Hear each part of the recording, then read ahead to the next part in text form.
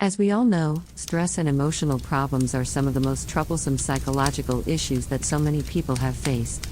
However, as you have certainly noticed, different people have different abilities to cope with stress and emotions.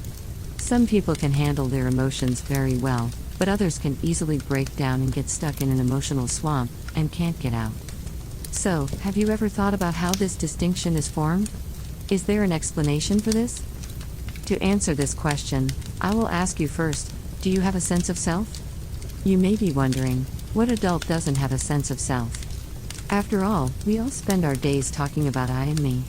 However, I want you to understand that repeatedly saying I or me and having a sense of me does not imply that you have acquired a sense of self.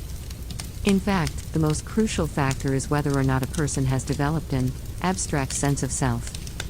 What exactly is an abstract sense of self? Imagine it as a container in which your awareness, thoughts, feelings or emotions can be placed, without squeezing or conflicting with each other. In contrast, if your self is not a container, but rather an entity made up of these thoughts, emotions, and so on. In other words, you develop an identity with them, and believe they are you.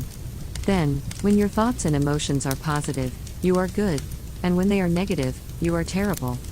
You lose your resilience and have no room to adjust or respond in this manner. Why is it difficult to deal with it after regarding your mind as yourself? Many philosophers would say that the only important things in life are life and death. For example, Albert Camus, the existentialist philosopher and Nobel Prize winner in literature, said that there is only one really serious philosophical problem, and that is suicide. Life and death are all around us. We have them on the physical level as well as the psychological level. Once we think thoughts and emotions are negative, so I am terrible, we experience a death on a psychological level. Because of the natural human fear of death, this is emotionally devastating and overwhelming. We can say that this level of self is the specific sense of self, not the abstract sense of self. This is not the case for someone who has an abstract sense of self. This person would think that every thought, stress, and emotion is just a part of the container called me. Whether they are positive or negative, it is only their own life and death, not mine.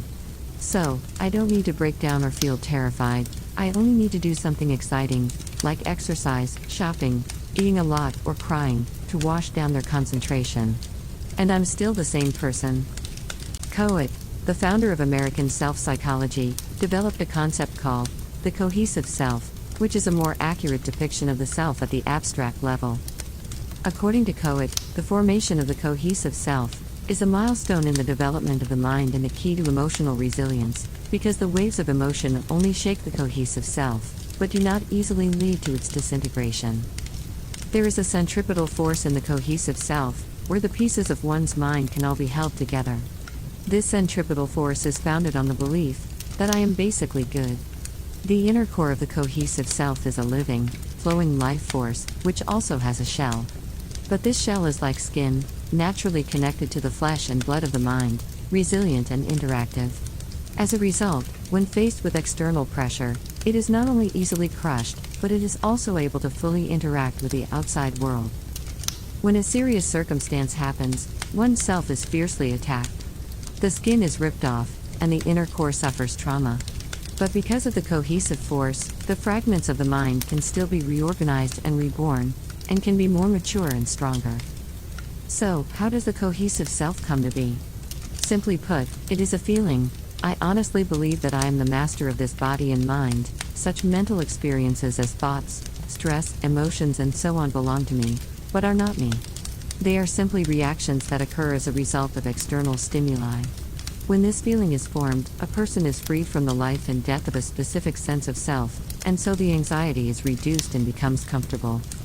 Whether a person has an abstract sense of self or not, it has a more appealing aspect aside from stress and emotion management.